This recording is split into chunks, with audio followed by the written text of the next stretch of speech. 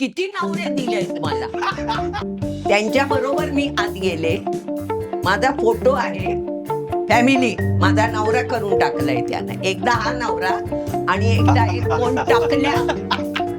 किती भी मिले नहीं, एक ही मिला, लेकिन इधर तो मीडिया वालों ने इतने दिए हैं ना, हर जगह देखो अलग अलग.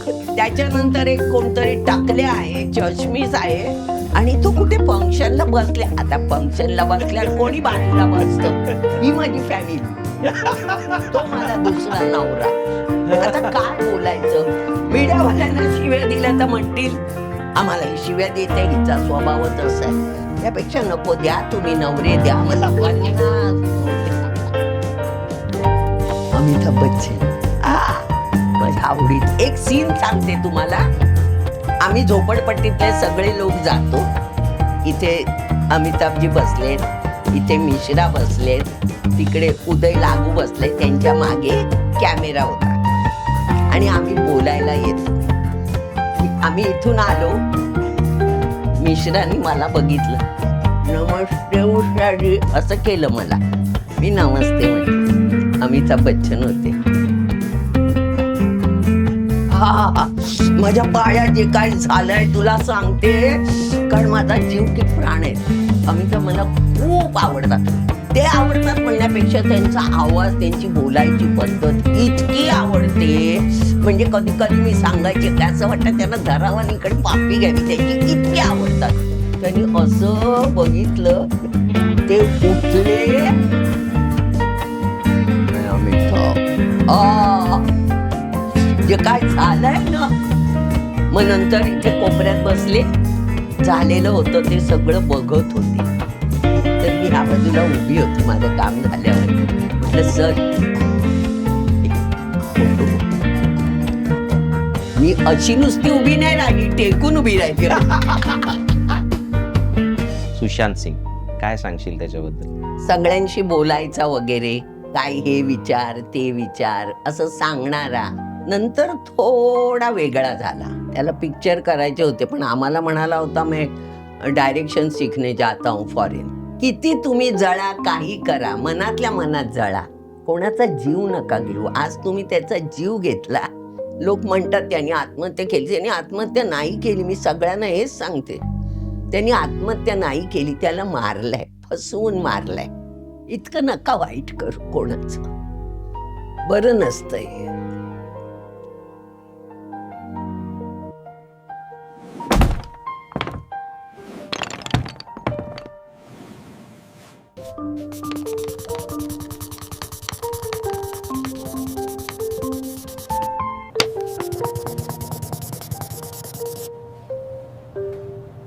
नमस्कार प्रेक्षक. पण अशी आशा व्यक्त करूया की तुम्ही घरी खरं बोलायला शिकला असाल आणि त्याच अनुषंगाने पुन्हा एकदा एक खराखुरा कार्यक्रम घेऊन तुमच्यासमोर आलेलो आहोत. नेहमी खरे बोलावे, फळ्यावरचा तो सुविचार जो काही काळांनी पुसला गेला, पण आज आपण पुन्हा एकदा तो गिरवण्याचा प्रयत्न करतो. कारण त्याच पद्धतीची, त्याच ताकदीची माणसं आपल्या पॉडकास्टला येतात आणि जे कधी कोणी ऐकलं नाही आणि आता सध्या या आताच्या काय म्हणतो काळामध्ये ऐकायची सवय नाही, असं सगळं काही खरं खुरं ते आपल्याला सांगून जातात. आज आमच्या इकडे असं व्यक्तिमत्व आहे, तुम्ही हा डायलॉग ऐकलाच असेल, ओळखलत का मास्तर साहेब, नालायक गदडी हरामजादी, काय तुला शिकवीन चांगला घडा, तुझ्या पापाचा भरलाय घडा, तुला शिकवीन चांगला धडा, तुझ्या पापाचा भरला घडा, मोठा समजतो स्वतःला मास्तर.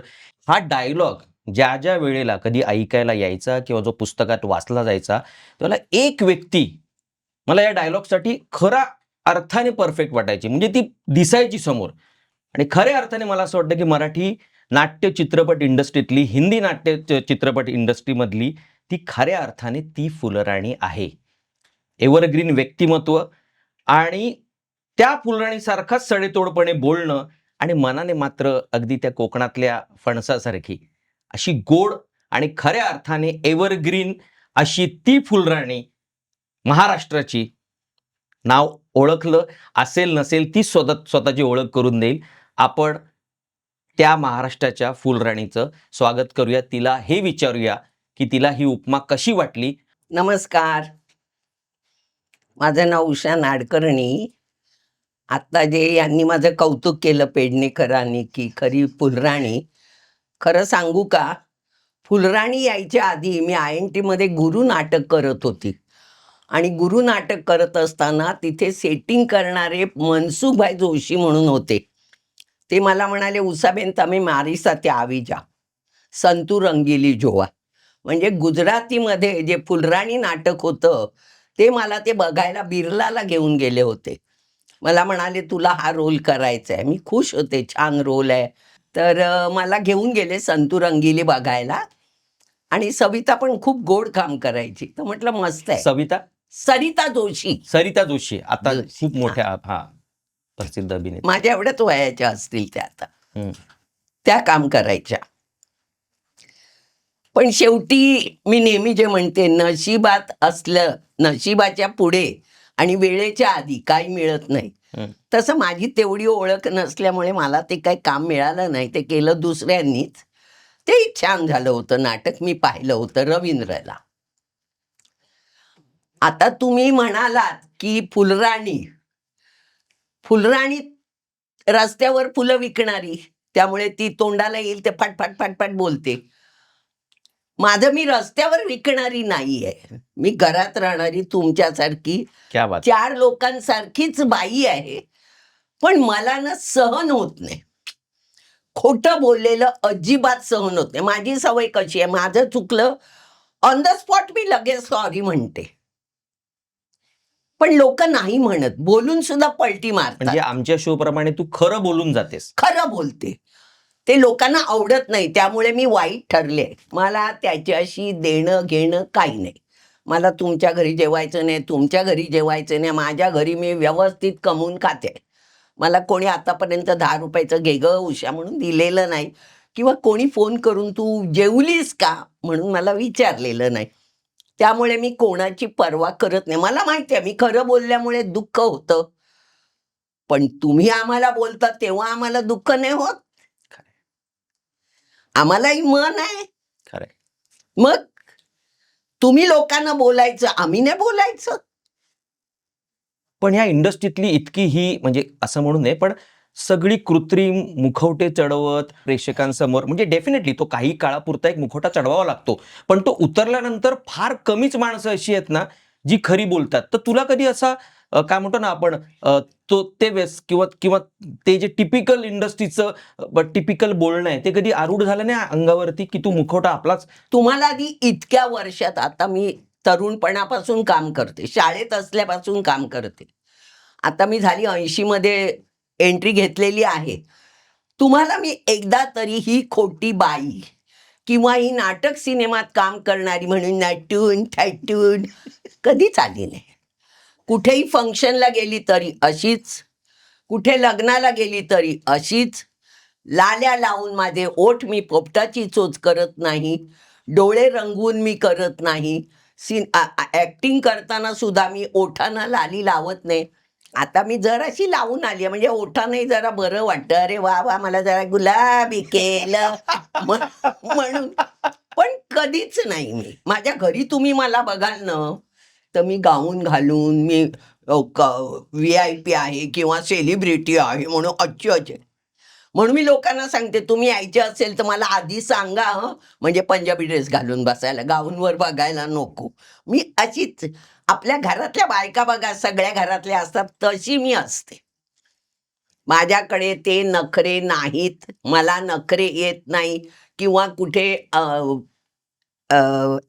फंक्शनला गेले, जा आणि मी कोणतरी शेट्टानी म्हणून पहिल्या लोक बसतात तशी मी मागे बसते. मला पुढे ये म्हटलं तरी. एकदा मला हवा येऊ देला वेळ झाला होता, कुठे हॉटेलमध्ये होतं ते, वेळ झाला होता. वैजूनी मला नेऊन पहिल्या पायच्यावर जागा होती तेव्हा बसवलं. मलाच लाज वाटत होती. का? नाही, मोठे लोक बसतात, वयस्कर लोक बसतात, तेव्हा मी तेवढी वयस्कर नव्हती. पण आजही नाहीयेस तू. नाही, वय झालं, खोटं कशाला, वय झालं तर झालं बाबा. हे असं दुसऱ्यांनी म्हटलं पाहिजे ना, आम्हाला नाही वाटत तसं. नाही, म्हणजे खरं सांगतो, प्रॅक्टिकली सांगतो, अगदी 10 वर्षापूर्वी पण तू जशी भेटलेलीस तशीच, जशी आहेस तशी आहेस, आणि देव करू मी मरेपर्यंत अशी म्हणून राहणार आहे. एव्हरग्रीन हा शब्द वापरला मी. नाही, खरं म्हणून मी आज ग्रीन घालून तुम्ही एव्हरग्रीन म्हणणार म्हणून मी हे नेसून आली आहे हिरवी साडी. पण मला सांग आता तुझी दिनचर्या जर आपण पाहिली, इतकी वर्ष आम्ही बघतो की लेट शूट झालं, पॅकअप झालं, आपल्या इकडे सगळे आपलं टाइम टेबल हे दुसरे ठरवतात. मुंबईत आपण नाही ठरवू शकत, बरोबर. आपलं काम ठरवतं. पण बरोबर. तुझं टाइम टेबल तू ठरवलंस, तुझे हिशोब, तुझी तत्व सगळी तुझी. इंडस्ट्री काही असो. नाही, एक सांगते, तुम्ही म्हणता ते, तुम्ही आता माझं रात्रीपर्यंत आता मी सांगते, मी एक पिक्चर केलं, 10 दिवस झाले असतील, मी हिमोग्लोबिन कमी म्हणून 4 दिवस हॉस्पिटलमध्ये होती. हा, मुलगा मला म्हणाला, तू जाते रात्री शूट करू नकोस. म्हटलं नाही, लवकर सोडतील. आणि त्यांना कळलं होतं की मी हॉस्पिटलमधून आलेली आहे, म्हणून तो मला येऊन सांगून गेला, मी तुला 12 पर्यंत सोडतो. मी खुश होते. 12 झाले तरी चालू नव्हतं शूटिंग. मी काय बोलू, बोलता येत नाही. मला माहिती आहे, कारण तिकडून शिफ्ट झालं, ते इथे ठाण्यात आलं, आम्ही ठाण्यात गेलो होतो. मग लावणं करणं, शूटिंगमध्ये काय असतं ते आज इतक्या वर्षात मला खरंय. माहिती आहे. त्यामुळे मी बोलून त्याला त्रास दिला नाही आणि मी मला त्रास करून घेतला नाही. सकाळी 6 वाजले, मुलगा गेल्यावर जो भडकला होता, मला म्हणाला, नाव दे त्यांचं, मी करतो बरोबर. म्हटलं तू जो, तो भडकला होता. खरं. किती वाजता पोहोचलीस तू? 6 वाजता सकाळी मी निघाले. आणि मग झोपून आराम केलास की कामं सुरू केलीस? मला झोप येत नाही ना, प्रॉब्लेम तोच आहे. झोप येत नाही मला, कारण आतापर्यंत आईनी कधी लोळा, मास्तरीण बाई ना. हा, आता मी येतोय. हा, हा. तर हे जे सगळे गुण आहेत, स्वतःच्या पायावरती उभं राहणं, स्वतःचं तत्व, म्हणजे लेट गेलं तरी सकाळी 6-7 वाजता आपली दिनचर्या जशी आहे तशी कोणामुळे न बदलणं, हो. हे सगळं मला त्या एका परिवाराबद्दल विचारायचं आहे, ज्याच्यामध्ये मास्तरीणबाई आई होत्या, आर्मीमधले कडक पप्पा होते. पप्पा होते, भाऊ होता. मला जाणून घ्यायचं आहे. भाऊ मला 2 होते. एक 75 मध्ये गेला आणि जो माझ्या बरोबर सतत होता तो आता गेल्या वर्षी गेला, 30 जूनला.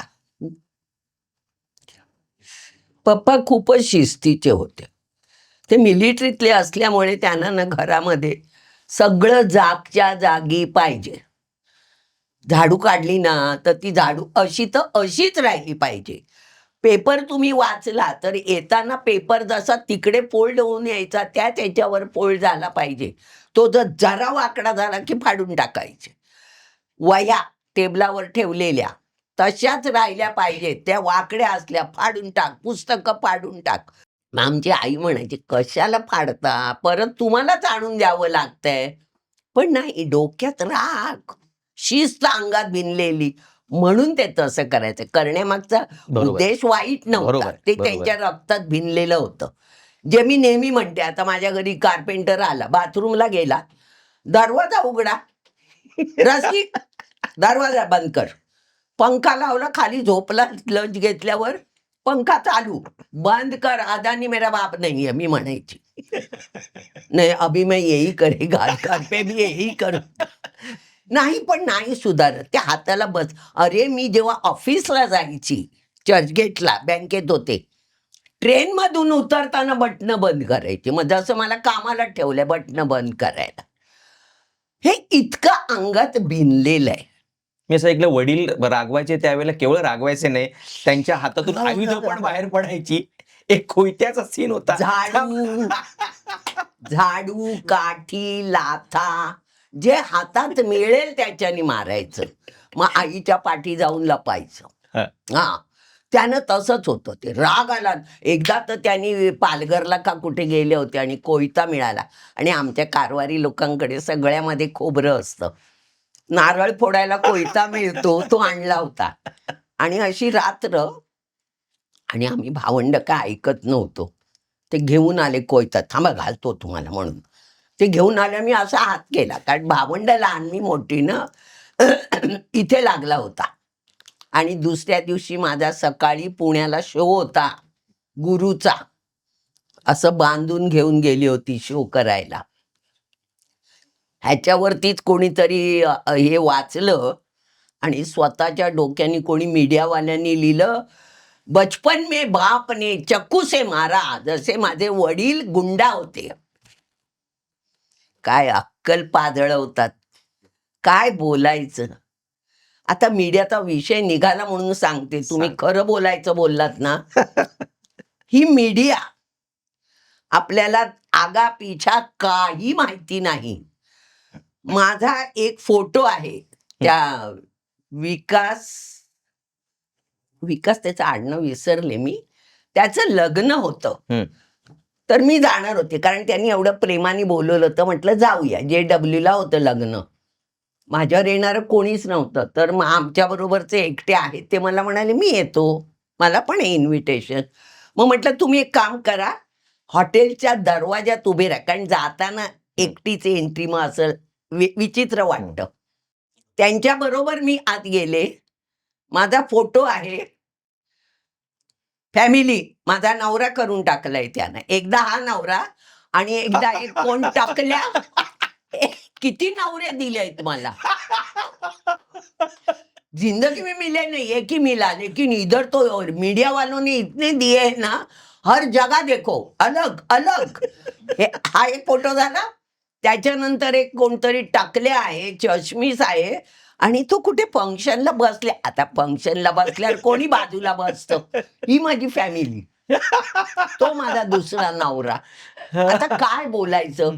मीडियावाल्यांना शिव्या दिल्या तर म्हणतील आम्हाला ही शिव्या देते, हिचा स्वभावच असा आहे. त्यापेक्षा नको द्या तुम्ही नवरे द्या मला 50 नवरे ज्यांचा मला काही उपयोग. त्यावेळेला BA पर्यंत शिक्षण घेणं हम्म. म्हणजे खूप कठीण गोष्ट होती. म्हणजे त्या काळात एकंदरीतच जसा तो काळ होता त्यावेळेला घरच्यांनी हा स्टँड घेणं की मुलगी शिकली, प्रगती झाली म्हणजे हे दिसतच आहे हे ऐकून. तर घरात शिकलेले लोक असल्यावर हम्म. तुम्ही मुलांना शिकवणारच. हम्म. मी रुईयाला असताना माझ्या वर्गामध्ये सुलोचनाबाईंची कांचन आहे ना, हा ती आणि मी एका वर्गात होतो. आम्ही लंबू म्हणून आम्ही पाटी. कांचन घाणेकर दिसायला सुंदर. आईची कॉपी.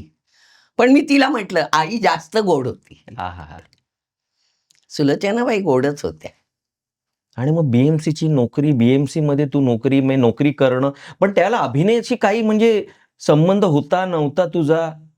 अभिनयाशी तेव्हा नव्हता. तसं मी शाळेतून ऍक्टिंग सुरू केली होती. 4थीत असताना पहिला डान्स केला होता. हा. हा सेवा सदन शाळा जी गावदेवीला आहे ग्रँट पण रोडला. डान्स तू केलास पण सॅक्रिफाईस आईला करावं लागलं ते काय? सॅक्रिफाईस म्हणजे काय? शालू म्हणजे साडी नेसवायची होती. तर आईच्या लग्नातला जो शालू होता त्यावेळेला ती सोन्याची जर असायची बघ, बदामी कलरचा, हम्म. तो तिने मला नेसवला होता.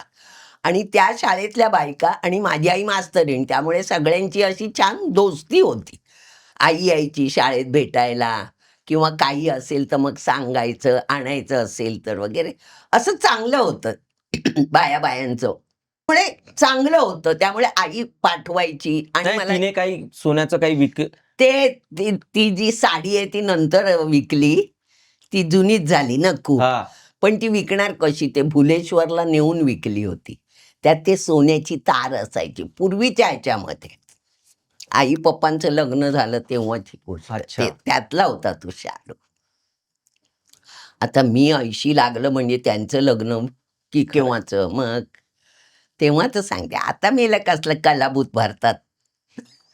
हा एक प्रश्न मला विचारायचा आहे. ज्यावेळेला मीडियाने असं म्हटलं की वडिलांनी मारलं आणि आता असं केलं तसं केलं वाढवून सांगितलं, आत्ताच्या काळात मुलांना हात लावणं पण एक खूप कठीण अरे, गोष्ट आहे. तर तुम्ही म्हणजे हात म्हणजे लावू नये लावायचं? खरं तर, पण तू त्यावर तुझं आपली बालपण माझी नात सांगते 2 वर्षाची आहे. 2 27 काल 2.25 वर्षाची झाली.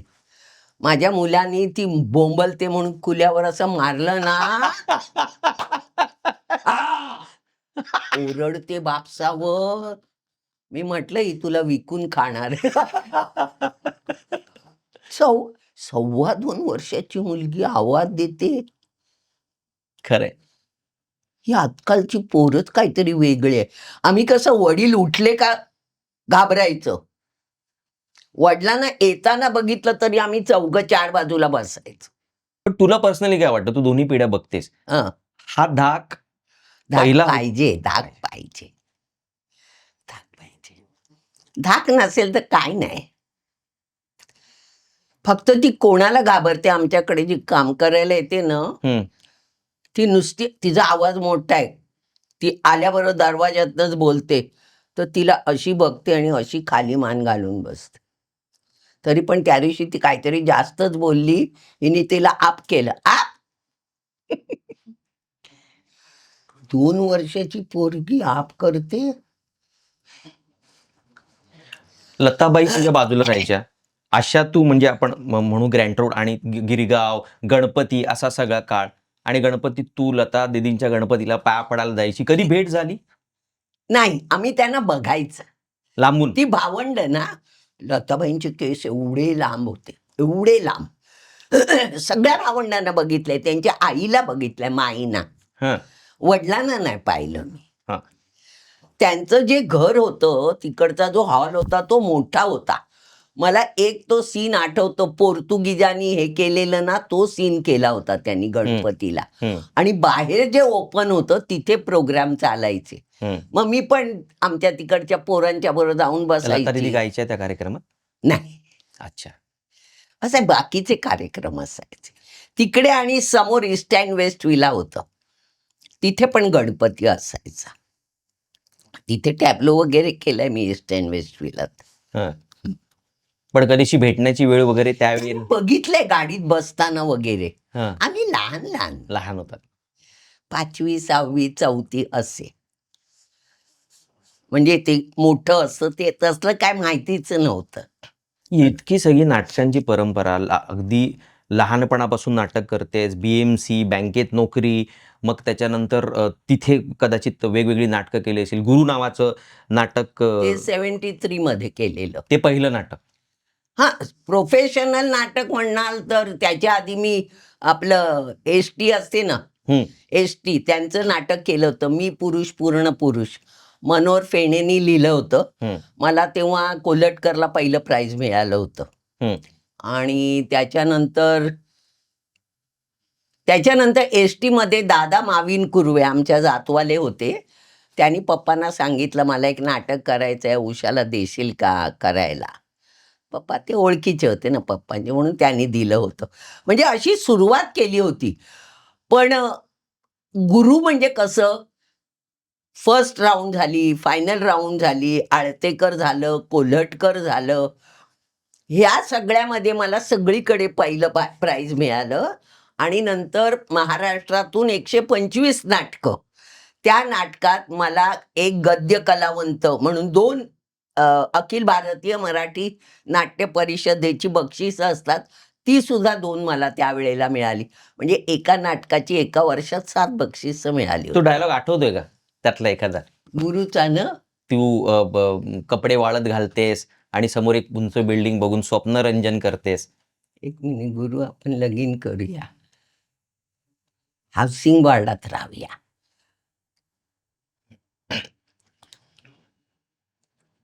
नाही आठवते. गुरु आपण दोघा बाणकोटी भाषा होती हा. ती. गुरु आपण दोघा लगीन करूया, हाऊसिंग बोर्डात राहूया. तिथं आपल्या पोरांचे कपडे तारेवर वालवत घालूया. तू मिलमधनं परतशील, तुझ्या हातात पिशवी असेल, त्यात आबोलीची येणी आणि मुल्याची भाजी. हे माझं स्वप्न.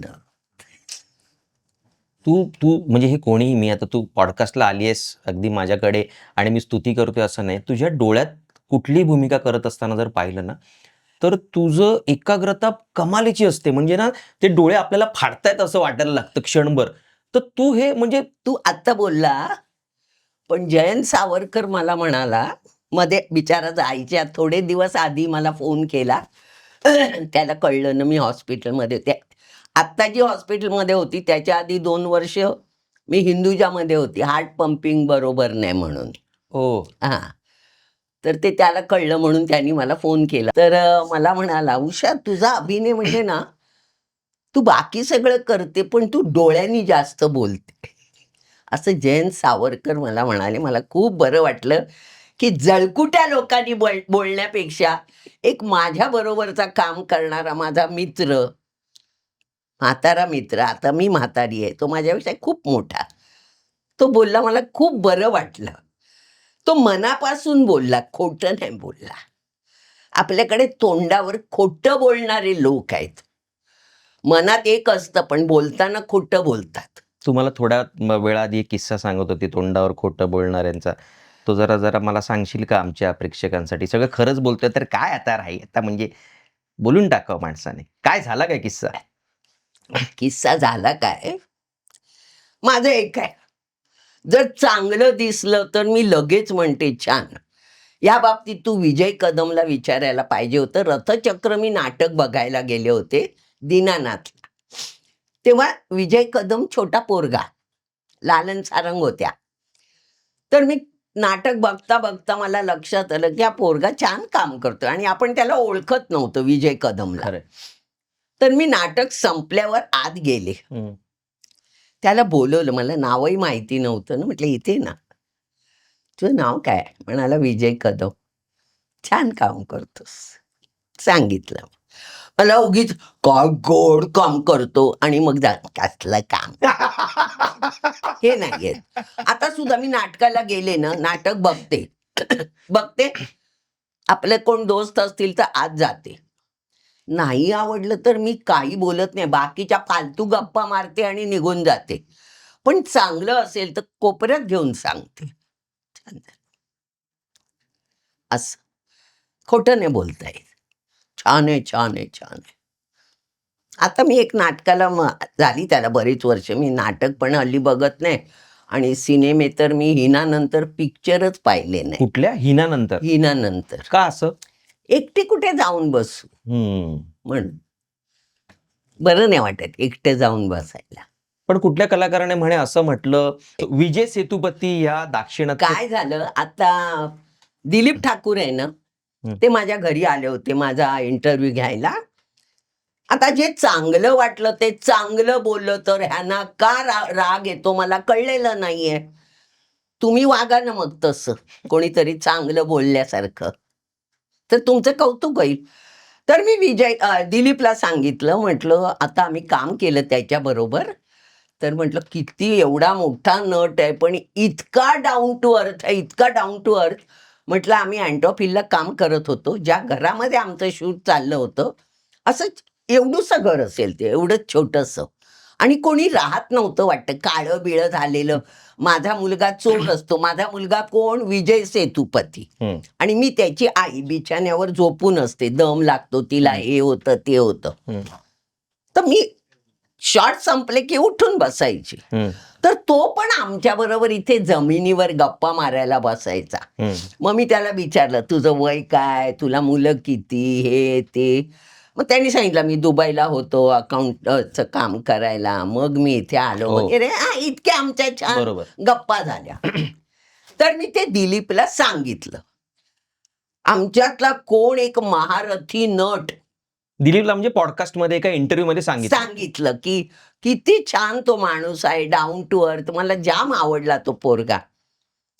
तर आमच्यातला एक महारथी, त्याला बुडबुडे आले ऐकल्यावर, विजय सेतुपतीला चांगलं कसं बोलली. महारथी म्हणजे नट एखादा. आ, पुरुष नट. मला नावं नाही घ्यायची कोणाची, आधीच माझे खूप फ्रेंड आहेत, आणखी फ्रेंडशिप वाढवायची नाहीये. तर म्हणाला, आमच्यातली, त्याच्या इंटरव्ह्यूत सांगतोय तो, म्हणजे मी तो इंटरव्ह्यू पाहिला नव्हता पण मला कोणीतरी फोन सांगितलं. केला की आऊ तू जरा बघ संतोष जुवेकरचा हे. तर मी म्हटलं माझ्या ह्याच्यात तर काही येत नाही. तर तो माझा आवाज काढून त्याच्या ह्याला इंटरव्ह्यू घेणाऱ्याला सांगतोय की आमच्यातली एक सिनियर, अच्छा अच्छा करून बोलून त्यांनी माझी नक्कल करत केलं. मला वाईट वाटलं. हो म्हणे, त्याला चांगलं, तो आमच्या बरोबर जेवला. आधी मुळात मी जेवला हा प्रश्नच केला नव्हता, आमच्या बरोबर बसला हे मी बोलले होते. जेवायला मी कोणाच्या बरोबर जात नाही, मी व्हॅनिटीत असेल तर व्हॅनिटीत जाऊन जेवते, सगळ्यांच्या बरोबर असेल तर सगळ्यांच्या बरोबर असते. आणि म्हणे दुसरं तो बोलला, आपल्या मराठीतल्या मुलींना जर विचारलं तुम्हाला कोणाबरोबर डेटवर जायला आवडेल तर त्या नाव घेतात, रणवीर कपूर, रणवीर सिंग. का नाही घेत अंकुश चौधरी? अरे त्यांना नसेल आवडत. तुझा काय फोर्स Correct. आहे? तुझा काय फोर्स आहे की त्याचंच नाव घ्या? ज्याला आवडतो त्याला आवडत असेल. आता मी कोणाला आवडत असेल, मी कोणाला आवडत नसेल, मग मी काय फोर्स करू? मला आवडून घ्या, मला आवडून घ्या. नाही असं करता येत. तू का नावं ठेवतो? मग हा जो माझ्याबद्दल बोलतो, आम्ही बँकॉकला शूटिंगला गेलो होतो. हं. मोठा नट ना म्हणून घेऊन आला होतास आपल्या बरोबर बॉय. तो बॉय म्हणजे 12वी शिकलेला पोरगा होता तो. आणि आम्ही सगळे आर्टिस्ट असताना आमच्या समोर दाखवायला हा महान नट पाय सोडून बसला होता आणि तो मुलगा याचे पाय दाबत होता. मला खूप वाईट वाटलं. मी त्या मुलाला नंतर बोलवलं. मी म्हटलं, "तू कितवी शिकलाय रे राजा?" मला म्हणाला, "12वी." आणि तुम्ही सिनियर नट असताना पाय हां, पसरून पाय पाय दाबून पाय पाय दाबून घेतोय त्या. मोठेपणा ना, मी मोठा, पाय दाबून घेतो. पण आम्ही त्याच्यावर काय बोललोच नव्हतो. मला वाईट वाटलं पण. त्या मुलानी माझं काय म्हणणं, "तू दाबून घे." मग तुझ्या खोलीत असताना दाबून घे, कोण बघत नाही. त्या मुलाला पण लाज वाटत असेल ना, की मी बरं असं एवढूसं पोर नव्हतं, चांगला लांब रुंद पोरगा होता तो, 12वी शिकलेला. त्याला मी म्हटलं, "हे करण्यापेक्षा तू मेकअप शिक, दुसरं काय शिक. पाय दाबायची कसली कामं करतो?" पण मी म्हणून ते पॉडकास्टमध्ये कोणाच्या सांगितलं नाही. एक आला होता त्यानी पाय दाबून, मला काय करायचं? तुला वाटलं तू दाबून घेतला? मग तू माझ्याबद्दल का बोलतोस? आपण जेव्हा लोकांचं बोलतो तेव्हा आपल्याबद्दल पण बोलणारे असतात हे लक्षात ठेवायचं. सगळीकडे शहाणेपणा नसतो करायचा. पण खरंच बोलायचं झालं तर त्यावेळेला चंद्रकांत, सूर्यकांत आज म्हणजे म्हणजे किंवा तू निळू भाऊंबरोबर काम केलंयस, मी काय सिंहासन तर त्याबद्दल तर मी विचारतोच आहे तुला. सगळ्या दिग्गजांबरोबर तू काम केलंस आणि एक स्टारडम आपण म्हणू आजही आहे. म्हणजे मराठी दादासाहेब फाळक्यांनी निर्माण केलेली ही भूमी आणि इथले कलाकार यांच्याबद्दल आपण मराठी माणसांनी काय बोलावं अगदी अटकेबार झेंडे लावलेले सगळे मराठी कलाकार आहे. आजही म्हणजे आपण अमराठी कुठल्याही दिग्दर्शकाची पहिली चॉईस जर का बघितली तर थिएटर जगणारे हे मराठी सगळे कलाकार हे 100% असतील. आपल्याला त्याच्याबद्दल अजून आपल्या लोकांचा उदो करून तो जगात सांगण्याची गरज नाही. कारण ते ग्रेटच आहेत. पण तसा आयकॉनिक हिरोइझम, स्टारडम आत्ताच्या काळात खरंच मिस झालाय का खरं सांगायचं झालं तर? काय वाटतं तुला? ऐका, मी हिंदीमधल्या अजय देवगण बरोबर काम केलंय. सनी बरोबर काम केलंय. रवी बेहल बरोबर काम केलंय. डिंपल कपाडिया बरोबर काम केलंय. जॅकी श्रॉफ बरोबर काम केलंय. जॅकी बरोबर तर मी 3-4 फिल्म केल्या आहेत. अमिताभ बच्चन माझ्या आवडीचे खूप, म्हणजे मनापासून इच्छा होती. म्हणजे त्यांच्या बरोबर जरी काम नाही केलं, त्यांच्या म्हणजे असं एक सीन सांगते तुम्हाला. आम्ही झोपडपट्टीतले सगळे लोक जातो. इथे अमिताभजी बसलेत, इथे मिश्रा बसलेत, तिकडे उदय लागू बसले, त्यांच्या मागे कॅमेरा होता आणि आम्ही बोलायला येतो. आम्ही इथून आलो, मिश्रांनी मला बघितलं. "नमस्ते उषाजी" असं केलं मला. मी नमस्ते म्हटलं. अमिताभ बच्चन होते. हां, माझ्या पायात जे काय झालंय तुला सांगते, कारण माझा जीव की प्राण आहे. अमिताभ मला खूप आवडतात. ते आवडतात म्हणण्यापेक्षा त्यांचा आवाज, त्यांची बोलायची पद्धत इतकी आवडते, म्हणजे कधी-कधी मी सांगायचे की असं वाटतं त्यांना धरावं आणि इकडे पापी घ्यावी, त्यांची इतकी आवडतात. त्यांनी असं बघितलं, ते उठले, "मैं अमिताभ."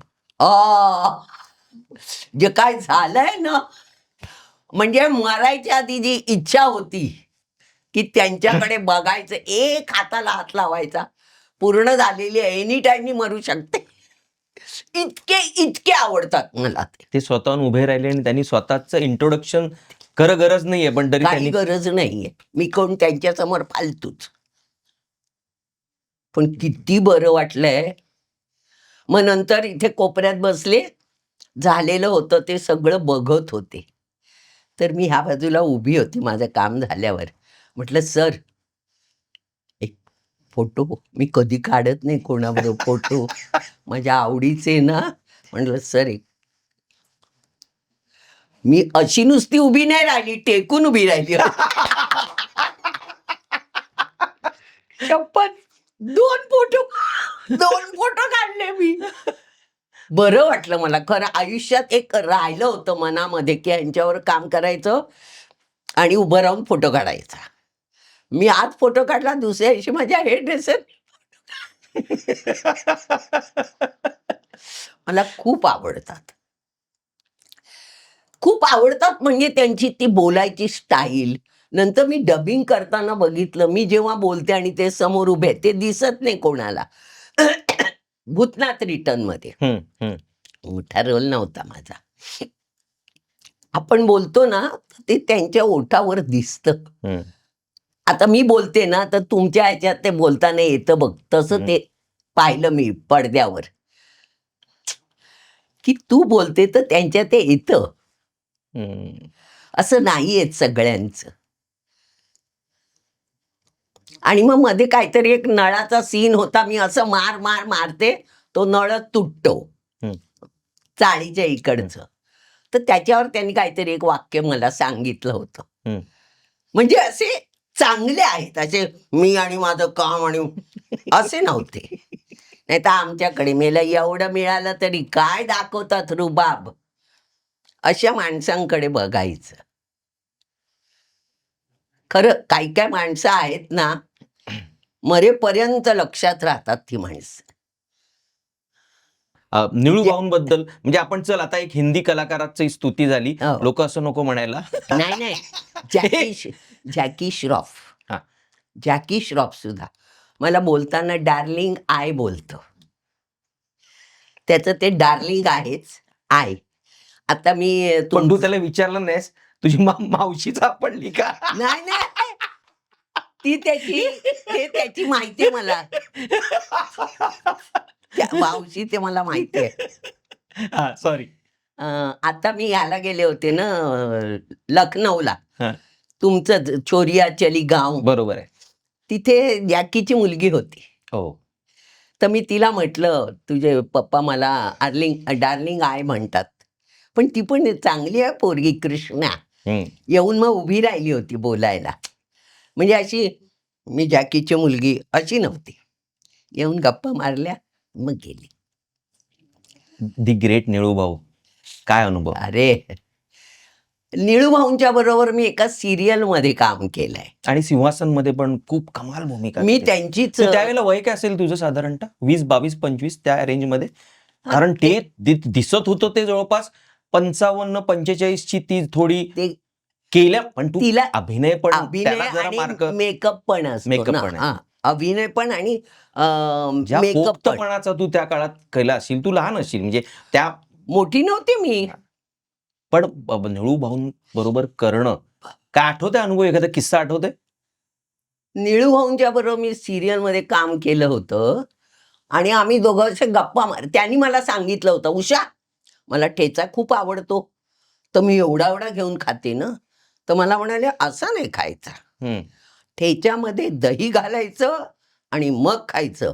म्हणून आतापर्यंत मी खाते आणि बाजूच्यानी घेतलं तर सांगते असा नाही खायचा, त्यात दही घालायचं. क्या बात. कारण मला हे निळू भाऊनी सांगितलेलं. वा. नंतर मग आम्ही गप्पा मारत होतो एका नटाच्या घाणेरडेपणाबद्दल, किती घाणेरडा म्हणून. तर मला म्हणाले त्याला विचारायला पाहिजे, त्याला एवढ्या मुली मिळतात कशा. माझा आणि निळूभाऊ कोल्हापूरला होतो आम्ही, तेव्हा गप्पा मारत बसलो होतो. असं चालतं ना कधीतरी. खरंय. हा, तेव्हा ते मला म्हणाले त्याला विचारायला पाहिजे. पण ह्याच मुद्द्यावरनं मी येतो, तुझे बोललीस ते निळू भाऊंबद्दल आपण बोलूयाच. हा जो सॅक्रिफाईस पार्ट आहे, कारण तू अभिनेत्री म्हणून मी तुला खास करून विचारायला पाहिजे की तू मराठी इंडस्ट्री दोन्ही पाहिल्यास, अभिनयात जर ताकद असेल स्वतःच्या कर्तृत्वात, तर हा सॅक्रिफाईसचा मुद्दा जो सतत बोलला जातो की उसने ये पूछा, फिर उसने ये बोला, फिर उसने ये बोला की आप अभिनय के अलावा और कुछ दे सकते हो क्या? तो सत्यामधला खूप सुंदर सीन आहे, ती उर्मिला गात असते आणि तिला जर काम पाहिजे असेल तर तो म्हणतो की आप अच्छा गाती हो, लेकिन गाने के अलावा और कुछ दे सकती हो? असं करत तो पेटी वाजवायला लागतो. तर तसं खरं आहे तू तुझ्या खरंय. माझ्या बाबतीत एकदा झालंय. मला घरी फोन आला. हिरापन्ना शॉपिंग सेंटर माहितीये ताडदेवचं? हं, तिथून फोन आला. मला म्हणाले तेव्हा मी शिवाजी पार्क ब्रँचला होते, देना बँकेत. तर मला म्हणाले, "हमारे ऑफिस में आना." बरं आतापर्यंत माझ्याशी कोणी वाईट वागलं नाही, त्यामुळे मला तशी भीती वाटली नाही, हं. की कोण मला काय करेल. बरं कोणी काय केलं तर थोबडं व्हायचं मला येतच. थोबाड फोडीन, आर्मी ऑफिसरची लाथा-लाथांनी मारीन. मुलगी हं. लाथा-लाथांनी मारीन. तर मी तिथे गेले. असं छोटंसं दुकान होतं. असा जिना होता आणि वर एक हे होतं. इथे असे सगळे फोटो लावलेले होते. मला बसायला सांगितलं आणि माझ्यासमोर एक मुलगा बसला. छोटा असेल एक 25-26 वर्षाचा होता आणि मी लग्न झालेली होती. म्हणजे मी मोठी होती. 40ची वगैरे असेल. माहिती नाही मला किती होती ती. मला स्टोरी सांगितली, मला काय करायचं ते सांगितलं. बिकिनी घालायचं बोलल्यावर मी म्हटलं, "मैं नहीं करूँगी. मैं शादीशुदा हूँ, मैं बैंक में नौकरी करती हूँ, रोज मुझे लोग मिलते हैं, मैं करने वाली नहीं." तर मला म्हणायला लागले, "एक काम करिए, पश्चिम अपार्टमेंट में हमारा एक फ्लैट है, उधर आइए, हम सिखाएंगे." म्हटलं, "जो बात मेरे दिल से आएगी नहीं, आप सिखा के क्या करोगे?" मी त्याला म्हटलं. खरं. तर मला म्हणाला, मी म्हटलं, "डायरेक्शन आप ही करने वाले है?" मी विचारलं. पोरगाच होता ना, शेंबडू असतात तसे. तर म्हटलं, "आप ही करने वाले हो?" "नहीं, नहीं, वो तो दूसरा है, कल आएगा वो. आप कल आना." मी कल गेली. तर तो बोलता-बोलता मला म्हणतो, "वो तो सब ठीक है, लेकिन थोडा कोऑपरेशन कर." मला काय कळेच ना हा कोऑपरेशन म्हणजे काय म्हणतो ते. म्हटलं, "कितनी बार बोले?" "मैंने तो आपको बोला, मुझे आपकी डेट दे दो, मैं हमारे तेव्हा माझी नाटकं चालू होती. तर म्हटलं, "हमारे प्रोड्यूसर को दे देती हूँ, तो हम बराबर करेंगे. कब करना है, कब नहीं करना है, वो सब सोचेंगे." "हाँ, वो तो ठीक है, लेकिन थोडा कोऑपरेशन करना." म्हटलं, "किती बार बोलू मैं, ये डेट दे दो मला." म्हणजे तुला त्या शब्दाचा माझ्या आईची म्हणजे जे त्याला शपथ. अपेक्षित होता तो अर्थ कळत हां, नाही. मला कळलं. गणपतीची शपथ मग मला तुला कळलं कळलं. का कुठला वेळेला? कळलं नाही. नंतर तो सारखं बोलायला लागला, तर मी म्हटलं, "ये बार-बार क्यों बोलते हो आप कोऑपरेशन, कोऑपरेशन? बोला ना मैंने आप डेट दे दो, मैं हमारे प्रोड्यूसर को दे देती हूँ, हम सोच लेंगे कभी करना, क्या करना है, होता है तो करेंगे." तर मला म्हणाला, "नहीं, आपको उधर आना पड़ेगा." म्हटलं, "मैं काम करने वाली नहीं आपके पास." मग आमचं नाटक चालू होतं. तिथे दत्ता परब होता, मेकअप दादा. तो म्हणजे जेलमध्ये वगैरे राहून आलेला. पण गोल्ड मेडलिस्ट जे स्कूल ऑफ आर्ट्सचा. त्याला मी म्हटलं, "दत्ता, काल असं-असं झालं रे." त्यानी त्याच्या भाषेत शिव्या दिल्या. मला म्हणाला, "बाई दाखव, मी करतो त्याला बरोबर." म्हटलं, "नको." त्यांनी माझ्या अंगाला हात नाही लावला. मी नाही म्हणून आली आहे, मला नको ते. अशी लोकं असतात. हा आयुष्यातला पहिला पहिला प्रसंग. ह्याच्या पुढे, ह्याच्या नंतर किंवा बघून माझ्याकडे बघूनच घाबरून कोण बोलत नसेल किंवा काय-काय जण अशी असतात, की त्यांची स्वतःहूनच तयारी असते आणि अशामुळे सुद्धा हे फावत असेल जास्त. हं. माझं काही म्हणणं नाहीये प्रोत्साहन मिळतं. त्याच्याबद्दल हां. काय-काय जण बोलायच्या आधी तयार असतील. हं. हे सगळं मी टू वगैरे आपण आता वाचलंय ना, असं नसतं मला वाटतं. कारण आतापर्यंत कुठल्या रंगभूमीची कुठल्या देवाची शपथ घेऊन सांगायची. हे एकच वाईट माणूस मला भेटला होता, हिरापन्ना शॉपिंग सेंटर. म्हणजे तू म्हणतेस आपण जर ठरवलं हां, आणि आपण नाही म्हटलं, नाही तर म्हटलं. त्याचा नाहीचा अर्थ नाही असतो. नाही, थोबाड फोडायचं. थोबाड फोडायचं. सो जसं मी पैशाचं जमलं नाही तर नाही. आता परवा फोन आला. गुप्ता नावाच्या मुलीचा. पुण्यात जायचंय, 3 दिवस रिहर्सल करायची, 1 दिवस शूट करायचं. म्हटलं हो तो सब ठीक है, पैसे का बोलो? 10,000 देंगे? 4 दिन रिहर्सल, 1 दिन शूट, 10,000?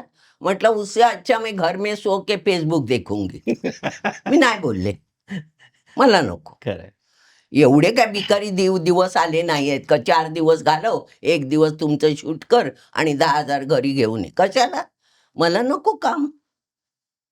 एका महाराष्ट्रातला ज्याला आपण म्हणतो ना, की इतक्या सगळ्या भूमिकांमधून तू दणका दिलास महाराष्ट्राला. हं. ज्याला आपण म्हणू, की खऱ्या अर्थाने म्हणजे भूमिकेची दहशत काय असावी ते महाराष्ट्राने पाहिलं आणि टचवूड असा सिनेमा होणे नाही आणि तो म्हणजे माहेरची साडी.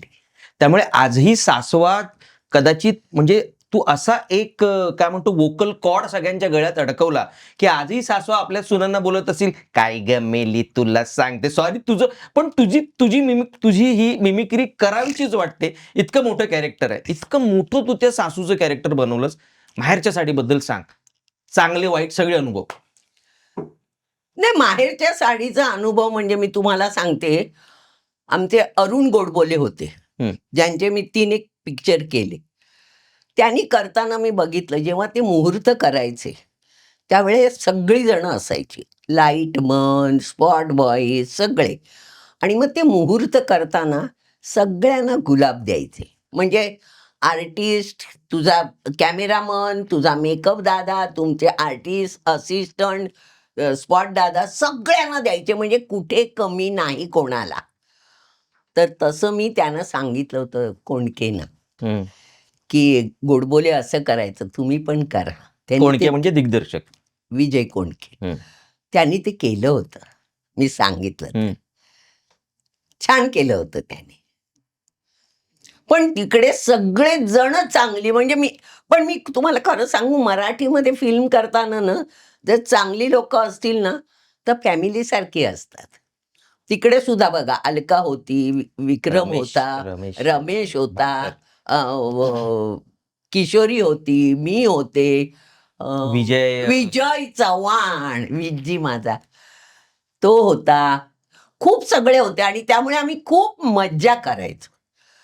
म्हणजे असं शूटिंग वाटलंच नाही. म्हणजे घरातलं काहीतरी आहे तसं आमचं चालायचं. खूप मजेत गेला आणि आम्हाला खरंच वाटलं नव्हतं, की माहेरची साडी इतकी चालेल. खूपच तर चालला. त्यावेळेला पैसे मोजले गेले नसतील किंवा म्हणजे मध्यंतरी समीर आठ्याला आलेले ते म्हणाले, की तिथल्या स्पॉट बॉयांनी पण बंगले घेऊन माहेरची साडी असं त्या बंगल्यांवरती नावं दिलेली आहेत. तर कदाचित मराठी चित्रपटसृष्टीतला सगळ्यात हायेस्ट ग्रोसिंग असेल अंदाजे माहेरची साडी. असं असं मला वाटतंय. त्यावेळेला करोडो. हं. त्यावेळेला 35 वर्षापूर्वी. आणि पॉप्युलॅरिटी कशी म्हणजे एका क्षणात तुला सॉलिड, लोक सॉलिड, म्हणजे सॉलिड. कोणी मारलं वगैरे असं झालंय नाही, कधी? नाही, नाही. मला विजय कोंडके फोन करून सांगायचे, "तुला ह्या इथे इतके शिव्या दिल्या, त्या तिथे तितक्या शिव्या दिल्या." सांगायचे मला फोन करून. पण खूप छान झालं. अजून एक माइलस्टोन तुझ्या आयुष्यातला टेलिव्हिजनवरचा पवित्र रिश्ता. पवित्र रिश्ता. आणि एक गोड व्यक्तिमत्व जे आज आपल्यात नाहीये. सुशांत सिंग. काय सांगशील त्याच्याबद्दल? कसं म्हणजे सुशांत नवखा होता पोरगा. हं. चांगला होता. सगळ्यांशी बोलायचा वगैरे. म्हणजे काय हे विचार, ते विचार असं सांगणारा. नंतर थोडा वेगळा झाला. नंतर मी सीरियलमध्ये की नंतर चित्रपट मिळाला नंतर? सीरियलमध्ये. तो बिचारा 2.5 वर्षानंतरच सोडून गेला आमची सीरियल. त्याला पिक्चर करायचे होते, पण आम्हाला म्हणाला होता, "मैं डायरेक्शन सीखने जाता हूँ फॉरेन." हं. पुस्तकं वाचत बसायचा तो. हं. पोरगा चांगला होता. हं. खूप वाईट झालं. एवढं करू नये हो. किती तुम्ही जळा, काही करा, मनातल्या मनात जळा. कोणाचा जीव नका घेऊ. आज तुम्ही त्याचा जीव घेतला, पण उद्या तुमचं काय होणार आहे ते बघा ना. लोक म्हणतात त्यांनी आत्महत्या केली. त्यांनी आत्महत्या नाही केली. मी सगळ्यांना हेच सांगते. त्यांनी आत्महत्या नाही केली. त्याला मारलंय, फसवून मारलंय. मला वाटतं त्याच्या घरात येणाऱ्यांनी सगळ्यांनी मिळून हा कट केलेला आहे. खरं खोटं त्या देवाला माहिती. इतकं नका वाईट करू लोकांचं. कारण तुम्ही ज्या हाताने वाईट करता ना, देव तुम्हाला त्याच हाताला वाईट देतो. तुम्हाला जळायचंय मनातल्या मनात जळा. शापायचंय मनातल्या मनात शापा. इतकं नका वाईट करू कोणाचं.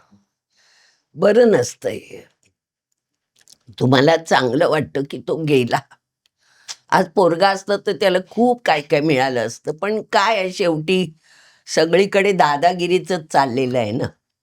कोण पुढे जातो त्याला जायला द्यायचं नाही, आम्ही जाणार. काय बोलायचं? बोलून फायदा नाही. तू दादागिरीचा प्रश्न काढला म्हणून अतिशय म्हणजे शेवटच्या टप्प्याकडे आपण येऊया आणि महत्त्वाचा प्रश्न. काय वाटतं एकंदरीत महाराष्ट्राची सध्याची परिस्थिती? तू तर खूप आधीपासूनचा काळ पाहिला असशील. तू राजकीय पक्ष पाहिले असतील. तुझे आयकॉनिक फिगर असतील त्याच्यातनं. कारण राजकारणापासून आपण दूर जाऊ शकत नाही. म्हणजे राज ठाकरे जसं म्हणतात, सकाळी येणारी दुधाची पिशवी, त्याच्यावरची प्राईस पण कोणीतरी ठरवतं आणि राजकारण तिथून सुरू होतं. तर तुम्ही म्हणू शकत नाही, की मी राजकारणीचा भाग नाही. तुझे कोण राजकारणातले आयकॉन होते, आवडते? तुला असं वाटायचं त्यांना पाहून, की खरंच समाजात बदल होतील किंवा काही अशी आशा त्यावेळेला त्या काळात निर्माण झाली होती का? आता मला मोदींना बघून वाटतं. तो माणूस धडपडतो खूप. लोक शिव्या देऊ दे, काही करू दे. मला एक माणसाकडे बघून वाटतं, हा माणूस खूपच तडफडतोय देशासाठी. कारण आम्ही नेहरू बघितले, आम्ही मनमोहन सिंग बघितले. एवढं करणारं कोणी नव्हतं जे मोदी करतायत. हं. पण खरं सांगू का, मी राजकारणी लोकांवर विश्वासच ठेवत नाही. ते आत्ता बोलतील आणि आत्ता मला नाही म्हणतील. आणि माझ्या एक लक्षात आलं, की आपण जे 10% घर म्हणतो, हं.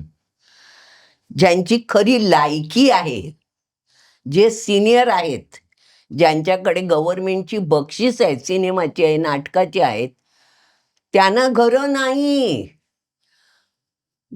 जिला कोणी ओळखत नाही तिला 3-3 घरं आहेत. तू ट्राय केलंस तुझं या बाबतीत? ट्राय घर 10 वेळा रडून आली तिकडून. मग आता तू स्वतःच्या घरात राहते. स्वतःचं विकत घेतलेलं घर.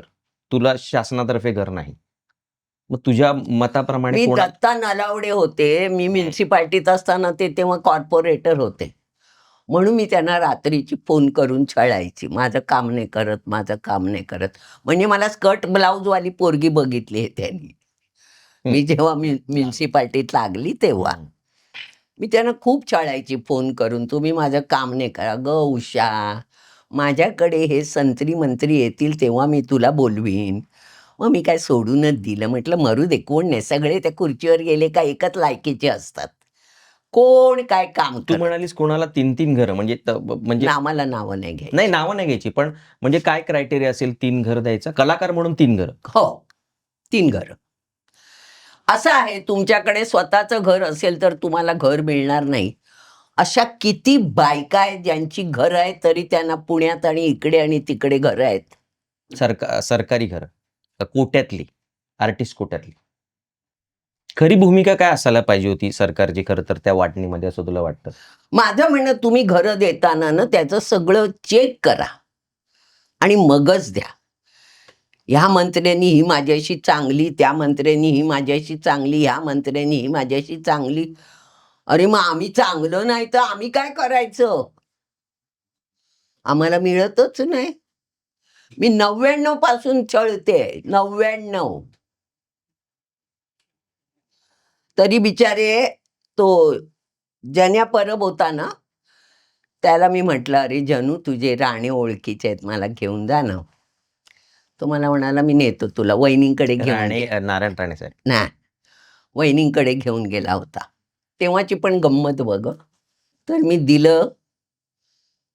मला अलॉट झालं. पण कसं?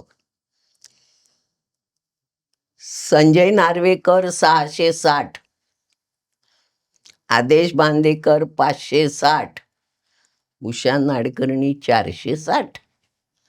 म्हटलं थँक यू व्हेरी मच. मी नाही घेतलं. हे तू स्क्वेअर फीट म्हणतेस. दिल्याचे उपकार नको ना. मग मी वहिनींकडे, पण आणि तुम्हाला कितव्या वर्षी हे तू म्हणजे किती वर्षांपूर्वीची गोष्ट आहे? 99 99. त्यावेळेला इलेक्शन झालं बघ. तर वहिनी मला म्हणे, मी वहिनीकडे गेली परत. तर वहिनी मला म्हणाले, आता मिळालंय ते घे, इलेक्शनमध्ये काय कोणाचं होईल काही सांगता येत नाही. मी नाही घेतलं, नको मला. मी त्या घाणीतच राहिली, वाकोल्याच्या घाणीत. वाकोल्याला तुझं घर होतं? घर माझं नाही, चुलत सासऱ्यांचं, DA नाडकर्णी. ओ, म्हणजे एक असा एक रियालिटी शो जो आपण नाव घेऊया बिग बॉस. आणि त्या बिग बॉसमध्ये काही माणसं एकत्र येतात आणि हळूहळू ज्या पद्धतीचं प्रेशर बिल्ड व्हायला लागतं त्यात मुखवटे उतरायला लागतात. तर ज्यावेळेला तू आलीस त्यावेळेला खरं तर प्रेक्षकांसह आम्हा सगळ्यांना असं वाटलं की आता आव आली म्हणजे बँड वाजले म्हणजे तिथून गोळ्या सुरूच होतील. पण तू खूप म्हणजे खरं तर जे तुला ओळखतात ते कळतात, त्यांना माहिती आहे तू मनस्वी आहेस, तुझ्या भूमिका आणि तू व्यक्तिमत्व म्हणून खूप तपस्वी आहेस. ग्रॅज्युएशन, BMC नोकरी, आई वडील म्हणजे टीचर, या सगळ्यातून ते कळतं. पण ज्यांना माहीत नसेल त्यांना असं वाटत होतं की जरा काही केलं तर आऊ बोलायला सुरुवात करेल आणि तोफखाने सुरू होतील आणि एका अर्थाने रेटिंग, ज्याला आपण म्हणतो प्रेक्षक पाहायला लागतात आणि असा सगळा तो खेळ रंगतो एकंदरीत, तो होईल. पण तू खूप काम होतीस आणि तू खऱ्या अर्थाने जशी आहेस तसंच तिथे पोर्ट्रे केलंस. उगाच काहीतरी वेगळा मुखवटा करण्याचा प्रयत्न नाही केलास. तर हे कसा? बघ, मला एक तर दिखाऊपणा करायला येत नाही.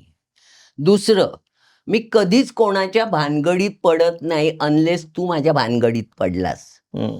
माझ्या भानगडीत आला की मी समोरच्याची चड्डी सोडवतेच. मी नाही ऐकत. तिकडे सुद्धा जाताना मुलांनी मला सांगितलं, जेव्हा त्याच्या लक्षात आलं ही 3 महिने नाही म्हणते म्हणजे ही बहुतेक बिग बॉसला जाते, आणि बिग बॉसची ॲड यायला लागली होती. अच्छा, तू सांगितलं नव्हतंस. शिव्या मिळतील. तू म्हणालीस मी 3 महिने शूटिंगला चालली. 3 महिने कोणाचं शूटिंग? तेव्हा मुलाच्या लक्षात आलं की बहुतेक ही बिग बॉसला चालली आहे. कारण त्याच्या आधी मला 2दा हिंदीमध्ये बोलवलं होतं. हिंदी बिग बॉसला. पण तेव्हा पवित्र रिश्ता चालू होतं. मी जर सोडून गेले असते ना, तर एकट्याने माझी करून टाकली असती. मला सगळीकडून बॅन करायला लावलं असतं. आणि चांगली सिरियल चालू होती माझी. मी कशाला सोडून जाऊ? माझं कसं आहे माहिती आहे, आता मी घरी कोणी असो नसो, मी उठते, माझा चहा करते, माझा नाश्ता करते, अंघोळ करते, देवाची पूजा करते, जेवण करते. माझं हे रुटीन चालूच असतं. आणि दुपारी मला झोप येत नाही. मग मी फेसबुक बघणं हा माझा आवडता शौक आहे. झोप येत नाही, पलंगावर लोळायचं आणि फेसबुक बघायचं. तर तिकडे जाताना मुलांनी सांगितलं, एक तर स्टेटमेंट करू नको, भडकू नको आणि रागवली तर शिव्या देऊ नको. कारण मला राग आला की राग व्यक्त करायला मी शिव्याच देते. पण हे तर सगळंच वेगळंच सांगत होता मुलगा खरं तर. खरं तर हे जे अपेक्षित असेल कदाचित तिथे, हे तुला जाणवलं का? असं कधी थोडं हे आलं की जरा आऊ जरा बोलती हो, हे काय आहे माहितीये, मी कधी बिग बॉस बघितलं नाही. जेव्हा नवीन बिग बॉस आलं ना, तेव्हा काय आहे म्हणून बघायला मी जेव्हा केले, तेव्हा बघितलं, भांडतायत रे, भांडतायत. मला आणि घरात ना भांडणं नको असतात. आणि आवाज मोठे, जेवताना भांडणं, खाताना भांडणं, बसताना पण हे भांडणं. खरोखर होत होती की काही थोडंसं आमचं म्हणत नाही मी, तेव्हा मी जेव्हा बघत बघत होते, होतीस त्यावेळेला? तेव्हाच म्हणते मी. तर ते मला आवडलं नाही म्हणून मी बघितलंच नाही. त्यामुळे तिथे टास्क असतात, तिथे एवढे कपडे न्यायचे असतात, मला काही माहिती नाही. मी घरातले होते तेवढे घेऊन गेली होती. मी खरेदी कर, हे कर, ते कर केलंच नाही. आणि माझा काय तसा, मी मुलांच्यात जाऊन बसत नव्हती. मुली माझ्या बरोबरच्या नव्हत्या, छोट्या छोट्या. मी त्यांच्याशी काय बोलू? तरी पण काही काही जण नडलीस तुझ्या बरोबर तो थोडी. किशोर चौगुले. पण त्याच्या डोक्यात अंडी फोडल्यावर मी बोलली, देवानी लगेच तुला दिलं, बोलले. सोडत नाही मी. मला काय वाटत नाही त्याचं. पण ह्याच्यामध्ये झालं काय, त्यानं हा. दाखवायचं होतं महाराष्ट्राला हा. की आम्ही बघा कसे आहोत, हा. हे दाखवायचं होतं. मला दाखवायचं नव्हतं. लोकांना माहितीये मी काय आहे. मी कशाला दाखवू? मुद्दाम दादागिरी कर, मी याव आहे त्याव. ज्यांनी आपली नावं वाईट करायची त्यांनी नावं दाखवून तिकडे वाईट करून घेतली ना. केली की नाही? पण पण आता रियालिटी आहे. आता तू तर म्हणजे सडेतोड बोलणारी आहेस. हम्म. खरंच रियालिटी हा शब्द खरंच असतो तिथे, की काही लोक स्पर्धेत टिकण्यासाठी आर्टिफिशियली पण हळूहळू नंतर गोष्टी करायला लागतात? कोणी कोणी दिखावा करतात असा माझा अंदाज आहे. हम्म. की सगळीकडे बघितलं जातं हे. हम्म. तसे तुम्हाला ओळखत नसतात, मला तर लोक ओळखतात. त्यामुळे मला काय करून दाखवायची गरज नाहीये.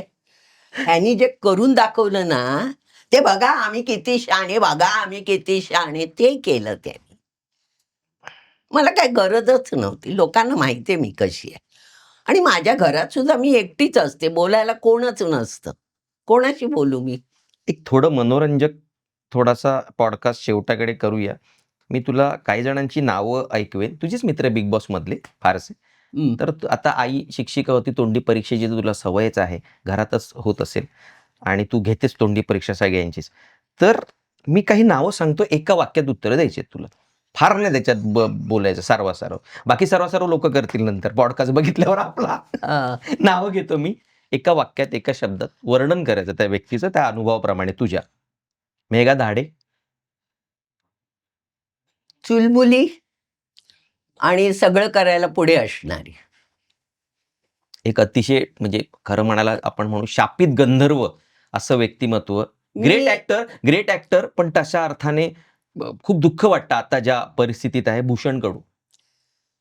भूषण कडू खराच चांगला पोरगा, टॅलेंटेड आहे, पण त्याच्या कर्मानी गेलाय तो. खरं खूप टॅलेंटेड आहे तो. कालच मला रात्री त्याचा फोन होता.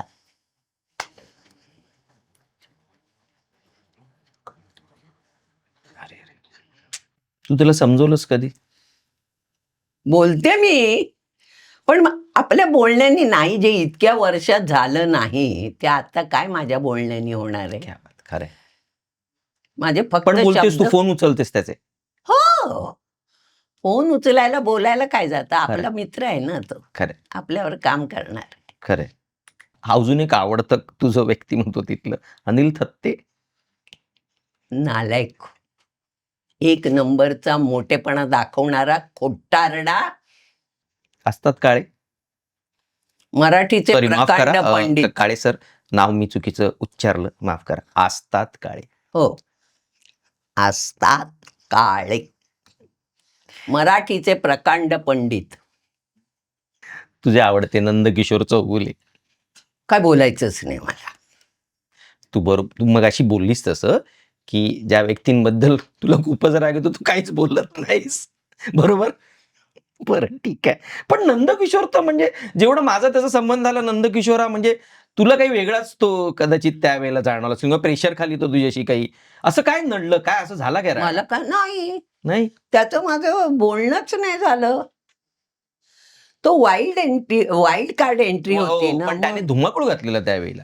सगळ्या स्त्रियांनी त्याच्या विरुद्ध बंड पुकारलेला वगैरे, म्हणजे ओव्हरऑल जे काही 4-5 दिवस ते जे काय किंग वगैरे केला होता, हां.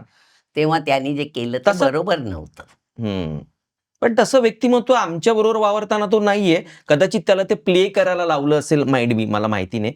पण त्यातून प्रेक्षक पण रागावलेले आणि तुलाही तू रागावलीस हे कळलं, कारण तुला काहीच बोलायचं नाहीये ह्याच्यावरून. स्मिता गोंदकर. तसा नेचर चांगला होता तिचा. हं. फक्त तिला पटकन कळायचं नाही. हं. ती सगळं इंग्लिश टॉकिंग होतं ना. इंग्लिश टॉकिंग अच्छा, तिचं इंग्लिश टॉकिंग. ओके. मराठी कळायचं नाही. जास्ती नव्हतं, म्हणून मग मी तिकडे ती बिग बॉसची असायची ना काय काय पुस्तकं, ते तिला वाचायला पण तिचं लावायची. गाजलेलं मराठीचंच गाणं आहे. ते पाहिलंस का तू, पप्पी दे पारूला? पप्पी दे, पप्पी दे, पप्पी दे. कसं वाटलं तुला? आपला मित्र, आता तो म्हणजे अभिनेता पण आहे आणि आता पॉलिटिक्समध्ये पण गेलेला आहे, सुशांत शेलार. अरे बापरे, मोठा राजकारणी. इकडचं पण आणि तिकडचं पण राजकारणी. एकच ऑप्शन, आवडता मराठी कलाकार? आवडता मराठी कलाकार विक्रम गोखले. आवडता सहकलाकार? सहकलाकार अभिनेता, अभिनेत्री?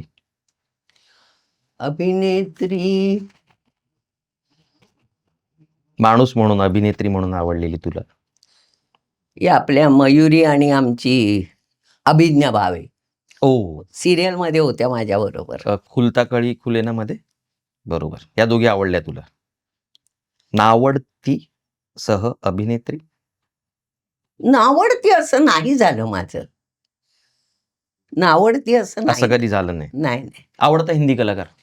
हिंदी? हा, तो अमिताभजींचा नाही. अरे, त्याच्याशिवाय बोलायचं नाही. जर शेवटचा प्रश्न, जर माहेरची साडी पुन्हा आली तर तुला काय वाटतं, कास्ट जर करायचं झालं तर तुझी भूमिका कोण करू शकतं असं तुला वाटतं आताच्या काळात? मीच. ती फुलराणी हे म्हणणं एव्हरग्रीन. 80व्या वयात तुला कॉन्फिडन्स आहे. सर्व दिग्दर्शकांना विनंती आहे, परत सिक्वेल आला आणि दुसरा भाग आला तर सासूबाई. पण मी तेवढी म्हातारी पण नाही वाटते. त्याच्यात जरा गुदगुदीत होती मी. आता तेवढी नाहीये मी. शेवट आपण एक अशा नोटवरती करूया की तू त्यात जी भूमिका केली होतीस, त्यात सून जी होती हं. तिला बाळ होणार नाही असं तुला चार चौघांकडनं कळतं. तू मागे लागते की बाळ व्हायला पाहिजे. तू तिला विहिरीत ढकलतेस, मग सगळे सोडवतात. तुला कळतं ती मेली आणि नंतर कळतं. ते तुझे एक्सप्रेशन पण कमाल आहे की अगं वाचली, हां वाचली, तर तू आधी रडत असतेस आणि सगळं काय. हे सगळं म्हणजे हे सगळा तुझा अभिनयाचा एकंदरीत करिश्मा आहे. पण तुला वाटतंय की ज्याच्यासाठी छळ चाललेला आहे त्या मुलीचा, हं. त्या मुलासाठी, आता हगवण्यांची केस आपण बघितली हो. पुण्याला काय झाली ते. काळ बदलले असं वाटतं पण तुला? ते मुलासाठी नाही झालं. ते पैशासाठी हां, झालं. पैशांसाठी पण. ते आणि भिकारडे लोक होती. तुला वाटतंय की समाज, परिस्थिती, स्त्रियांवरचे अत्याचार या सगळ्या गोष्टींमध्ये काही बदल झालाय, इतक्या सुधारणा झाल्यात असं तुला वाटतं? सुधारण्या झाल्या नाहीत. कारण स्वभाव बदलता येत नाही. वर्ष किती जाऊ दे. मी जरी या ह्याच्यामध्ये इतकी रागीट आहे, पुढे जाऊन सुद्धा मी रागीटच राहणार आहे. कारण राग जर माझ्यात आहे ना, तर तो जाणार नाही. कारण स्वभावाला औषध नाहीये. फक्त थोडं एवढंच आहे, की आता थोडा समाज शिकलेला आहे. पूर्वी एवढा शिकलेला नव्हता. म्हणजे होते तसे शिकलेले होते. पण जे प्रमाण आता आहे ते नव्हतं तेव्हा. त्यामुळे थोडं सांगितल्याचा इफेक्ट पण होत असेल. दुसरं नुसतं छळायला तुम्हाला एकच कारण नाहीये. आता IVF आलाय, हे आलंय, ते आलंय, त्याच्यानी मुलं होतायत. त्यामुळे वांजपणा राहिलेला नाही किंवा छळणाऱ्यांना ते हातात मिळालेलं नाहीये. जरी लक्षात आलं की ह्यांना होत नाहीये, काहीतरी असा इंटरनल प्रॉब्लेम आहे, तर तुम्ही त्याच्यानी करू शकता आणि होतायत मुलं. म्हणून. पण स्वभावाला औषध नाही. स्वभाव नाही बदलता येत.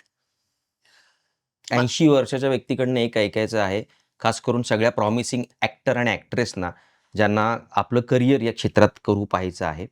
काय मंत्र देशील? कारण आताच्या घडीला म्हणजे बऱ्याचदा, म्हणजे हा अनुभव खरं तर सगळ्यांसाठी नाही आहे, पण सीरियलमध्ये एक-एक वाक्य आपण वाचतो आणि मग शूट होतं. जर एक मस्त लांबलचक स्क्रिप्ट दिली, हं. तर ती वाचताना गोंधळ होतो. तुम्ही नाटकातले कलाकार आहात. तुम्ही 3-3 तासाची नाटकं तोंडपाठ केली आहेत. तोंडपाठ. आणि मग तुम्हाला सीरियल, मग चित्रपट, असा खूप लांबचा प्रवास करत तू. काय झालंय, लोकांना वाटतं ॲक्टिंग करायची म्हणजे काय, कागदावर लिहिलंय ते वाचायचं, पाठ करायचं आणि बोलायचं. तर ते नसतं. तुम्ही जो रोल करणार आहात, तो रोल तुम्ही स्वतःला घ्या. मी जर म्हातारी करते, आता मी म्हातारी आहेच, पण मी दिसत नाही. माझं जे वय मी सांगते त्या मानाने दिसत नाही. म्हणजे मी जर सांगितलं मला 80 लागलं, तर लोकांना वाटतं मी मस्करी करते. पण नाही, मला 80 लागलंय. आता मी दिसत नाही. मग मी आता पांढरे केस झालेले आहेत, पण ज्या मानाने पाहिजेत तेवढे पांढरे नाहीयेत. कारण आमच्या पप्पांचे 62 झाले तरी एक इकडचा एक आणि इकडचा एक पिकलेला होता. ते 62 वयावर गेले. तसंच सांगते, आमच्या आत्या माझी 75 वयावर गेली, पण सगळे काळे कुळकुळीत केस. हं, म्हणजे केस आम्हाला हे आईचं आलंय. हं. मला, भावाला जास्त पिकण्याचं आईचं आलंय. आईची सुतरफेणी झाली होती. म्हणून. पण जेव्हा तुम्हाला ॲक्टिंग करायची असते, तेव्हा पहिलं काम करायचं, एक तर तुमची भाषा शुद्ध पाहिजे. तुमच्या शब्दांना क्लॅरिटी पाहिजे. आणीबाणीचं बांड आणायचं नाही. शुद्ध, न आला पाहिजे, न नको तिकडे. बाण आणि जमाना असं नाही म्हणायचं. जमाना आणि बाण. नच्या इकडे नच पाहिजे आणि नच्या इथे नच पाहिजे. आपल्याकडे तेच होतं. आम्ही शुद्ध बोलतो. बाण. बाण शुद्ध नाही, बाण शुद्ध. आणि जमाना नाही, जमाना. आपल्याकडे उलट करतात. आणि एक दुसरं, हे भेटलं भेटलं, तुझं पेन भेटलं. पेन भेटत नाही. निर्जीव वस्तू मिळतात आणि माणसं भेटतात. हे पहिलं सगळं लक्षात ठेवा. नंतर चेहऱ्यावरचे एक्सप्रेशन, तुम्ही जो रोल करणार आहात तो तुमच्यामध्ये घालून घ्या. कारण मी उषा नसताना दुसरं काहीतरी आहे ते समजून मी बोललं पाहिजे. मी म्हातारी आहे तर हळू बोललं पाहिजे. जरा पोक्त दाखवायची आहे तर मी जरा वाकली पाहिजे. हे सगळं जेव्हा तुम्ही कराल आणि मेमरी तुमची जाग्यावर असली तर शुद्ध सगळं पाठ करायचं आणि एका फटक्यात तुम्हाला बोलता येतं की नाही ते बघायचं. तरच जाऊन तुम्ही आर्टिस्ट बनू शकता. आणि सिन्सिअरिटी पाहिजे, वक्तशीरपणा पाहिजे. बोलवलंय 10ला, आम्ही पोचतोय 12ला. 10ला बोलवलं तर 10ला 2 मिनिटं असतानाच जा. पण तू म्हटलेले पॅरामीटर्स न ऐकता पण बरेच जण आता ऍक्टर ऍक्ट्रेस आहेत की अरे आहेत ना, सॉरी आहेत ना. मी संध्याकाळी टीव्हीवर सिरियल बघते. किती आणीबाणी आहेत. आता कोणाला सांगायचं ते आणीबाणी. आता ती कानाला सवय झाली. हे तुला भेटलं काय? भेटलं काय? मी आमच्या घरी काम करतात त्यांना सांगितलं, अगं बाई नाही ग, भेटत नाही. मिळतं. माणसं भेटतात. पण आपल्याकडे तितकं लक्ष पण देत नाही. आणि दुसरं काय, 22 मिनिटाचं बसवायचं, तो डायरेक्टर आणीबाणी बघणार, भेटलं बघणार की तुमची acting बघणार. काय रे बाबा. आऊचं असंच मार्गदर्शन तुम्हा सगळ्यांना भेटावं, सॉरी मिळावं या अपेक्षेने खऱ्या अर्थाने आजचा पॉडकास्ट हा तिच्या शब्दात सांगायचं झालं तर बघणारा म्हणजे मी घेत असताना ही मुलाखत आणि तुम्हाला बघताना पण खऱ्या अर्थाने टरा आणि परापरा झालेला आहे. पण खूप बरं वाटलं आज अशा पद्धतीने. काय म्हणतो ना आपण, कुणाला काही वाईट वाटेल, कुणी माझं काम हिरावून घेईल किंवा कुणी माझ्यासाठी काय म्हणतो ना आपण, पुढचे माझे सगळे जे काही प्रोजेक्ट्स आहेत ते बंद होतील, या कुठल्याही तमा न बाळगता एक अभिनेत्री एका मध्यमवर्गीय अशा मराठी कुटुंबातून येते आणि अभिनयाचा ध्यास घेत आज 80व्या वर्षापर्यंत तिच्या भूमिका या पद्धतीने आपल्यासमोर साकार करते की आमच्या कार्यक्रमाप्रमाणे खऱ्या अर्थाने त्या प्रत्येक भूमिकेमध्ये एक शब्द मात्र आवर्जून असतो, तो म्हणजे खरेपणा, खरेपणा. सच्चेपणा. आणि तो सांभाळतच सकाळी 5 वाजता उठून किती वाजता शूटवरनं गेल्यानंतर पोळ्या जेवण स्वतः करत ही आमची फुलराणी खऱ्या अर्थाने बहरते आहे, सदाबहार आहे. ती मला म्हणत होती की जीवनगौरव मला का देत नाही? मी विनंती करतो हिला जीवनगौरव देऊ नका, कारण अजून बरीच वर्ष हे हिच्या देत नाही असं म्हटलं नाहीये. सॉरी चूक झाली. देत नाही असं मागत दे- नाही, भीक मागत नाही मी बरोबर म्हटलं आहे. लोकांना लक्षात आलं माझ्यापेक्षा लहानांना ते देतात जीवन गौरव. फक्त झीवाल्यांना उषा नाडकर्णी आठवत नाही. आणि त्यांनी दिला तरी मी घेणार नाही, डिक्लेअर केलं. तिला जरी कोणी दिला तरी मला असं वाटतं की ती खऱ्या अर्थाने आजही कॉम्पिटिशन देईल अशी अभिनेत्री आहे आणि तिच्याकडनं असे हजारो लाखो भूमिका साकार होत. आणि आमचं दंडवत फक्त एकच करतो. सो धन्यवाद उषाताई, तुम्ही आलात. कसं वाटलं खरं बोलून एक शॉर्टमध्ये? कसं वाटलं? सगळं अगदी खरेपणाने, नेहमी खरे बोलावे फळ्यावरचा तो सुविचार आज खरा करून दाखवलास, कसं वाटलं? मी जे नेहमी अशीच वागते आणि ती तशीच तुमच्या समोर आली. क्या बात. त्यामुळे वेगळं वाटायचा प्रश्नच येत नाही. मी जे आहे ते खरंच बोलते, तोंडावर बोलते. आणि म्हणून मी वाईट आहे त्याची मला पर्वा नाही. तर अशाच पद्धतीने मला असं वाटतं आज खऱ्या अर्थाने उषा नाडकर्णी जिने या पॉडकास्ट नंतर इथे येणाऱ्या प्रत्येकाला हे सांगितलेलं आहे की भाई इधर आना है तर हा पॅरामीटर सेट करत पुढे जायला पाहिजे आणि जे काय मनातलं आहे ते आपण बोलून टाकू. हे मुखोटे बाजूला करून खऱ्या अर्थाने माणूस म्हणून आपण काय आहोत, आपण समृद्धपणे लोकांपर्यंत जाऊन खरं तर दाखवू शकू चांगल्या पद्धतीने. या अभिनेत्रीने हे सगळे मुखवटे बाजूला ठेवून खऱ्या अर्थाने ती जशी आहे तसं आपल्यासमोर ती आलेली आहे. आपण सगळे असेच येऊया आणि कुठेतरी आताच्या या जगामध्ये खरं बोलायला थोडाफार प्रयत्न करूया. फळ्यावरती पुसलेला असो विचार पुन्हा एकदा रेखाटूया आणि त्याच्या पुढचं क्वेश्चन मार्क हे लवकरात लवकर बाजूला काढून ठेवूया. अजून किती कलंदर आणि दिग्गज इथे येणार आहेत आणि तुमच्यासमोर खरं बोलणार आहेत हे पाहायला विसरू नका. लाईक करा, सबस्क्राईब करा आमचं चॅनल आणि पाहायला विसरू नका. आणि घरी समजा जर का काल पार्टीला न सांगता बायकोला कुठे गेला असाल तर सांगून टाका हो कुठे गेलेलात. काय म्हणताय उषा? हा बरोबर आहे. हां, सांगून टाका आज उषाताईंसाठी. नेहमी खरे बोलावे. तिने मारलं तर मार खा, पण खरं बोला. हे मी तुमच्या चॉईसवरती सोडतोय. Thank you. पुन्हा भेटूया. नेहमी खरे बोलावे. धन्यवाद.